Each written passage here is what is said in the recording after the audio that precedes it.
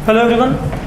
तो welcome towards again word problems जो हम कर रहे थे प्रीवियस मॉड्यूल में, उसी को हम आगे कंटिन्यूएशन में लेके चल रहे हैं। Now let you check what have been given here. Have few word problems we need to compile with. Like पहला है आपके पास यहाँ पे, look what have been given here. In an experiment a solution of HCl is to be kept between 30 to 50 degree Celsius. तो आपके पास कोई experiment है, उसमें आप ये जो हाइड्रोक्लोरिक एसिड है इसको आप यहाँ पे 30 to 50 डिग्री सेल्सियस टेम्परेचर के बीच में रख के चल रहे हो। What is the range of temperature in degree Fahrenheit. आपको यहाँ पे जो टेम्परेचर है, टेम्परेचर का डिग्री फ़ारेनहाइट में रेंज बताना है। If conversion formula is given bye C = 5/9 time F-32। Look the concept is very easy. देखो आप यहाँ पे आपको क्या दिया गया है, आपको दिया क्या है, एज पर एक्सपेरिमेंट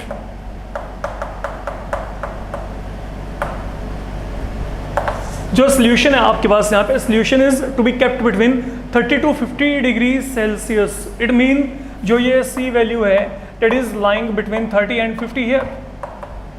तो जो भी वो सोल्यूशन है उस सोल्यूशन को आपने यहाँ पे सेल्सियस स्केल पर ये रेंज में रखा हुआ है।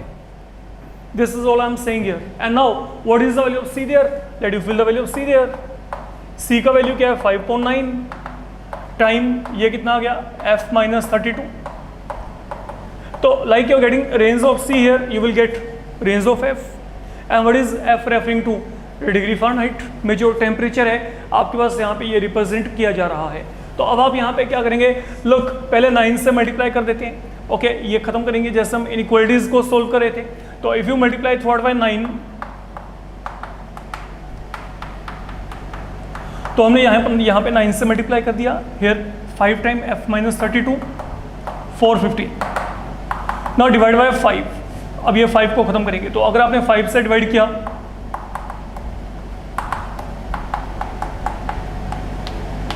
तो this is something you will be getting here. Okay तो here we are now dividing by 5 and finally what you need to do.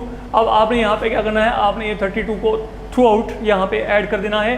तो अगर आप यहाँ पे थ्रू आउट 32 ऐड करेंगे तो what I will be getting here, F का value कहाँ पे लाई करेगा, बिटवीन 86 and 122। तो ये मेरे पास यहाँ पे फ़ारेनहाइट, डिग्री फ़ारेनहाइट में आपके पास यहाँ पे जो आएगा वो सोल्यूशन का रेंज आपको मिल जाना है। फाइन, तो concept is simple. Okay celsius scale पे solution to be kept between 30 and 50 degree and then C का वैल्यू आपको यहाँ पे दे रखा है, that is the formula given to you 5.9 time F-32। Okay 9 को यहाँ पे मल्टीप्लाई कर दें, 9 को यहाँ पे मल्टीप्लाई कर दें, देन डिवाइड बाय 5। अगर आप यहाँ पे 5 के साथ डिवाइड करते हैं तो यहाँ पे आपके पास 54, और अगर हम यहाँ पे डिवाइड करेंगे तो यहाँ पे 90 and then 32 to be added throughout. तो आपके पास यहाँ पे जो सोल्यूशन 30 to 50 डिग्री स्केल पे है, किसमें, जब आप यहाँ पे डिग्री सेल्सियस की बात कर रहे हैं, वही सोल्यूशन आपके पास यहाँ पे डिग्री फ़ारेनहाइट में आपके पास ये रेंज में आएगा between 86 to 122। Now coming toward second problem what have been given there, check it out. आपको यहाँ पे क्या दिया गया है, water acidity in a pool is considered to be normal when average pH reading of 3 measurements it is between 7.2 and 7.8। look आपके पास यहाँ पे कोई पूल है, उस पूल में जो वो वाटर का एसिडिक लेवल चेक कर रहे हैं, ठीक है, तो वो उस एसिडिक लेवल को नॉर्मल कब कहते हैं, when that pool's water acidic level is normal when उसका जो एवरेज pH रीडिंग वैल्यू है of 3 measurement that lies between 7.2 and 7.8। ठीक है, तो आप कुछ इस तरीके से अजम्पशन करके चलो कि कोई पूल है, ठीक है, आप वहाँ पे क्या करते हो, उसका एसिडिक लेवल मेजर करने के लिए हमारे पास एक pH वैल्यू होती है, वो एक एक्सपेरिमेंट होता है, उस एक्सपेरिमेंट के according we are calculating pH value. Okay तो आपके पास अब होता क्या है, दिन में कोई भी 3 टाइम पे रीडिंग लेके चलते हैं कि what is the acidic level there. Fine, तो अगर वो आपके पास 3 जो टाइम है, 3 टाइम पर जब आपके पास एसिडिक लेवल को चेक किया गया और जो भी वो वहाँ पे pH वैल्यू आ रही है, अगर उन pH वैल्यू का, तीनों pH रीडिंग्स का एवरेज 7.2 और 7.8 के इन बिटवीन आया, तो वो जो पूल है उसका जो वाटर है वो यूजेस करने के लिए ओके है। समझे? पढ़ लो। Water acidity in a pool is considered normal when average pH reading of 3 measurement it is between 7.2 and 7.8। मतलब वाटर इज नाउ आपके पास यहाँ पे क्या है, यूजिंग, अगर आप वाटर को यूजेस में लेके आना चाहते हो तो जो उसका आपके पास पीएच रीडिंग है, ओके, वो 7.2 और 7.8 के बीच में होना चाहिए, and that is the average pH reading. Follow my point. अब पढ़ो। On a day, okay, pH readings को लिया जा रहा है। If two of the readings are 7.45 and 7.85, दो रीडिंग आपको दे रखी है, एक 7.45, एक आपको क्या दी है 7.85। Find the range of pH value for the third reading. आपने रेंज निकालनी है किसके लिए? For pH value for third reading, so that is resulting in normal acidity level. Fine. तो अब देखो, आपको दो रीडिंग दे रखी है, थर्ड रीडिंग जो है वो मैंने निकालनी है, और वो थर्ड रीडिंग आपने ऐसे निकालना है कि जो आपके पास है एसिडिक लेवल जो है वो नॉर्मेलिटी की रेंज में आ जाए। मतलब यहाँ पे क्या है, इस रेंज में आ जाए। ये आपका वही है जैसे हमने एग्जामिनेशन वाले सम किए थे। फाइन। तो जो हमने एवरेज स्कोर की बात की थी, अब हम यहाँ पे क्या करेंगे, आपको दो रीडिंग्स पता है, एक रीडिंग क्या है 7.45, एक रीडिंग क्या है 7.85। लेट थर्ड रीडिंग यहाँ पे क्या है, x है। फाइन। तो अब ये जो तीन रीडिंग है, देखो, वन रीडिंग क्या है 7.45, सेकंड 7.85, थर्ड यहाँ पे क्या है x है। What is the average of all three? तीनों का sum divided by 3। Simple. Why we are calculating average? Because average pH reading to be taken there, and then this average should be between 7.2 and 7.8. that is what we have been provided here. तो यहाँ से x value हो जाएगी। अब क्या करेंगे, या 3 से यहाँ पे मल्टीप्लाई कर देते हैं। अगर 3 से मल्टीप्लाई किया तो यहाँ पे क्या आएगा 21.6।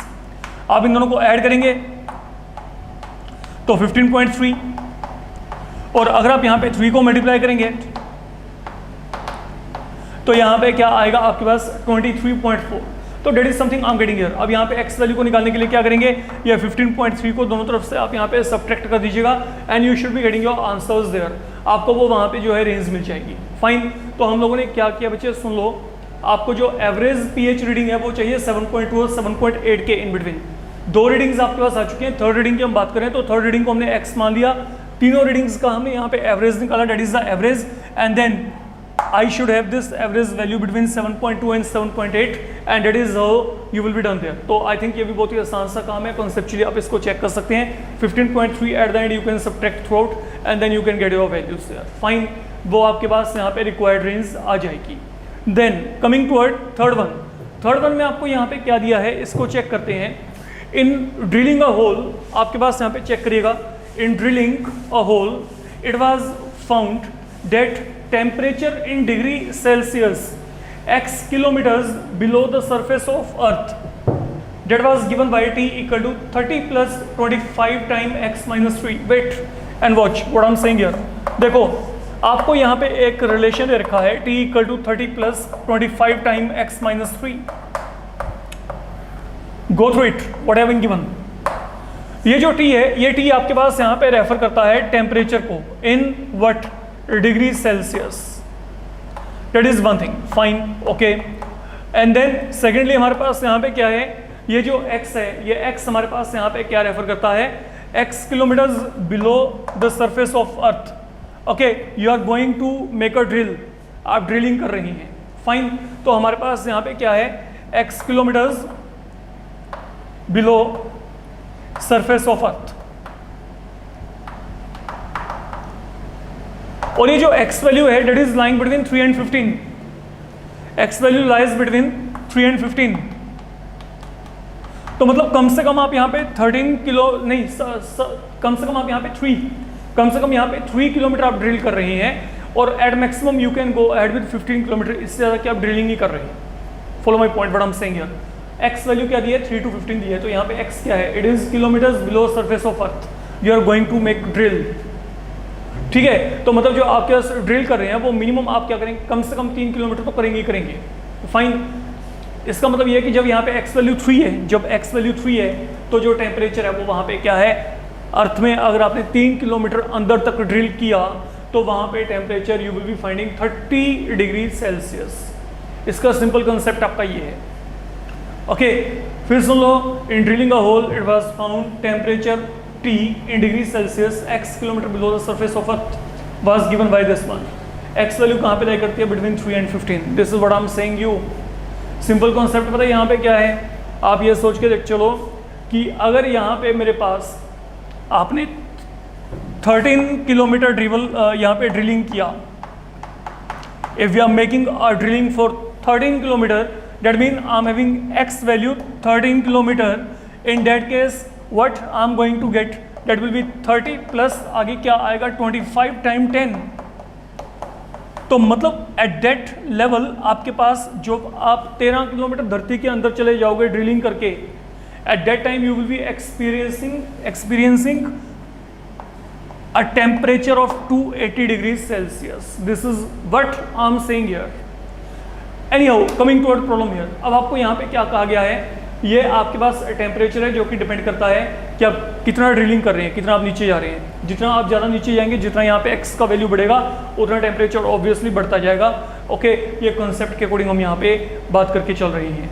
अब आपको यहाँ पे क्या कहा गया है, at what depth will temperature will be between 200 and 300 degree Celsius. तो मतलब जो मेरे को टेम्परेचर है वो यहाँ पे क्या चाहिए, बिटवीन 200 and 300 डिग्री सेल्सियस। ये मेरे को यहाँ पे टेम्परेचर का रेंज दिया गया है।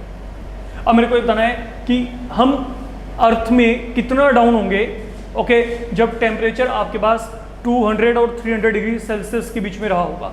अब T का वैल्यू आपको पता है, ये वैल्यू फिल कर देंगे यहाँ पे। तो अगर आपने यहाँ पे वैल्यू को फिल किया तो यहाँ पे क्या आएगा, 30 plus 25 time x minus 3। That is all I am getting here. आप इसको सोल्व करेंगे 200 आ गया। अगर आप इसको सोल्व करेंगे तो यहाँ पे 25 टाइम x माइनस 75 में आप यहाँ पे 30 को ऐड कर देंगे तो यहाँ पे माइनस कितना आएगा 45 लेस देन कितना आ गया 300। तो 25 टाइम x, 25 इंटू माइनस 3, यहाँ पे माइनस 75, माइनस 75 में अगर 30 ऐड किया तो यहाँ पे कितना आएगा आपके पास, माइनस 45 आएगा। जब इतना काम हो गया, अब 45 को दोनों तरफ ऐड कर दो सो डेट आप यहाँ पे x की वैल्यू निकालने लायक हो जाओ। तो अब अगर आपने 45 को ऐड किया, 245 less than 25x less than 345 and accordingly now what you need to do, 25 से डिवाइड कर दो बस वहाँ पे। तो when you divide by 25, okay, तो आपके पास ये जो है ये आपको यहाँ पे बचे आगे रेंज मिल जाएगी। इसको आप डिवाइड कर दीजिएगा डेसिमल्स में, आपको पता चल जाएगा कि कितने किलोमीटर डेप्थ पे आप यहाँ पे अर्थ में हो। And when you are going to get temperature between 200 and 300 degree Celsius. That is all you need to do. Please इसको डिवाइड करके डेसिमल्स में आप खुद अपने आप को मैनेज कर सकते हो। आई होप इसमें आपको कोई भी डिफिकल्टी नहीं आनी चाहिए। Fine, now coming across the fourth one, important one and good one. पढ़िएगा यहाँ पे, what have been given there, IQ of a person, it is given by, एक रिलेशन आपको दे रखा है। IQ आपके पास जो है, IQ of a person is given by MA upon CA into 100। अब यहाँ पे पहली बात तो ये है क्या, ये MA क्या है और ये CA आपके पास यहाँ पे क्या है। लुक, अगर आप किसी भी बच्चे का IQ लेवल चेक करते हो तो ये आपके पास इन दोनों फैक्टर के ऊपर डिपेंड करता है। एक तो MA आपके पास है उसका मेंटल एज, मतलब वो मेंटली उसकी जो एज है वो क्या है, ठीक है। और जो CA है, CA आपके पास रेफर करता है यहाँ पे क्रोनोलॉजिकल एज को। तो ये मेरे पास यहाँ पे है क्रोनोलॉजिकल एज। नाउ ये टर्म शायद आप लोगों के लिए न्यू होगा। It is in actual referring to your actual age, ये एक्चुअल एज को रेफर करता है। There is a difference in two. Difference कैसे, लेट मी टेल यू, समझिएगा। मान लीजिए there is a child, okay, जिसका एज 15 ईयर है, तो that is chronological age for that child. अगर किसी बंदे का एज 15 साल है तो वो उसका क्या है, वो उसका एक्चुअल एज हो गया। अब बात करते हैं कोई 15 साल का बच्चा है, उसके मेंटल एज की बात करते हैं। अगर वो 15 साल का बच्चा 10 साल के बच्चे जितना सोच के चल रहा है, मतलब उसका मेंटल एज उसके एक्चुअल एज से क्या है, कम है, तो इन डेट केस IQ क्या हो जाएगा, कम हो जाएगा। ओके, समझे। अगर आपके पास यहाँ पे मेंटल एज 10 years है, there is a child of 15 years and that child is having mental age of 10 years, what does this mean? This simply mean that child is having low IQ, ठीक है, वो week है, mentally weak है, हम जैसे कह देते हैं। बट यही अगर 15 ईयर का जो बच्चा है उसका IQ आपके पास 18, उसका जो मेंटल एज है वो आपके पास 18 ईयर्स के जितना है, ठीक है। 15 ईयर्स बच्चे का जो आपके पास मेंटल एज है वो यहाँ पे क्या है, वो 18, 19, 20 ईयर्स के जो है पर्सन के जितना है, तो इसका मतलब क्या है, उसका IQ क्या है, डेफिनेटली ज़्यादा हो जाएगा। तो बेसिकली जितना मेंटल एज ज़्यादा होता है उतना IQ ज़्यादा होगा। Follow my point. तो जितना मेंटल एज ज़्यादा उतना आपके पास IQ ज़्यादा, और जितना मेंटल एज कम है उतना IQ क्या होगा, कम होगा। That is one thing. अब इस सम के अकॉर्डिंग चलते हैं। Look, IQ of a person is given by IQ equal to MA/CA × 100। अब यहाँ पे क्या है, if IQ is lying between 80 and 140। अब जो IQ है, IQ का वैल्यू आपको दे रखा है 80 और 140 के बीच में। आगे क्या दिया है, for a group of 12 years. Okay, तो एक ग्रुप है 12 साल के बच्चों का, उनका जो IQ है वो फ्लक्चुएट करता है बिटवीन 80 एंड 140। मतलब जैसे मैं कहता हूँ कि एक क्लास में 25 बच्चे हैं, ठीक है, उन सब 25 बच्चों का जो एज ग्रुप है वो 12 साल का है। फाइन, मैंने क्या किया, मैंने उनका IQ चेक करना है। तो वो जो IQ आया उन 12 साल के बच्चों के ग्रुप का, ठीक है, वो कितना आया, 80 to 140 के बीच में आ गया। आपने क्या करना है, आपने उनकी रेंज ऑफ मेंटल एज निकालनी, कि उनकी मेंटल एज की रेंज क्या है। अब जो 12 ईयर है वो 12 ईयर उनकी एक्चुअल एज है, तो that is now, look now what I am saying here, जो IQ है, IQ क्या है, डेट इज MA/CA × 100। अब मैं जो बोलता हूँ उसको समझ के चलना। जो आपके पास वहाँ पे ग्रुप है, that group is of 12 years, तो 12 ईयर एज के बच्चे हैं वहाँ पे, तो that is going to be chronological age. तो मतलब वो यहाँ पे क्या उनका एक्चुअल एज है। तो आपके पास वहाँ पे ये जो CA है, ये CA वैल्यू आपको दे रखी है बच्चे, ये CA वैल्यू क्या दे रखी है, 12 दे रखी है। तो what you need to do, अब आपने इसको सोल्व करना है। यहाँ से मेंटल एज निकल जाएगी, आप यहाँ पे 12 से मल्टीप्लाई कर दो and then multiply by 12 right here, divide by 100। तो अगर आपने यहाँ पे डिवाइड किया 100 के साथ, this is what I should be getting. तो मतलब जिस बच्चे का, देखो अब इस पूरे कॉन्सेप्ट को समझ के चलना, मतलब अगर कोई बच्चा जिसका एज 12 साल का है, ठीक है, if that child is having mental as 9.6, उसका IQ लेवल क्या होगा, 80। इसका मतलब ये है, if a child of age 12 year is having mental age of, ये क्या है यहाँ पे आपके पास ये 16.8, मतलब अगर आपके पास ये मेंटल एज है, 12 साल का बच्चा है लेकिन उसका मेंटल एज इसके कोरस्पॉन्डिंग जा रहा है, तो इन डेट केस वो जो बच्चा है, वो बच्चे का जो IQ लेवल होगा वो यहाँ पे कितना होगा, that will be pointing toward 140। That is how things are happening here. तो ये मेरे पास यहाँ पे जो है, ये मेरे पास मेंटल एज के लिए यहाँ पे क्या आएगा, रेंज आ जाएगा। तो that is all in this module. There is one more module that we will be going through, and then आपका ये चैप्टर यहाँ पे इनइक्वालिटीज पार्ट खत्म। Fine, and that module is going to be very very very important, क्योंकि वहाँ पे real में important वाले एग्जाम्पल्स आपके पास आएंगे। Till that time you can continue with all such problems. Thank you.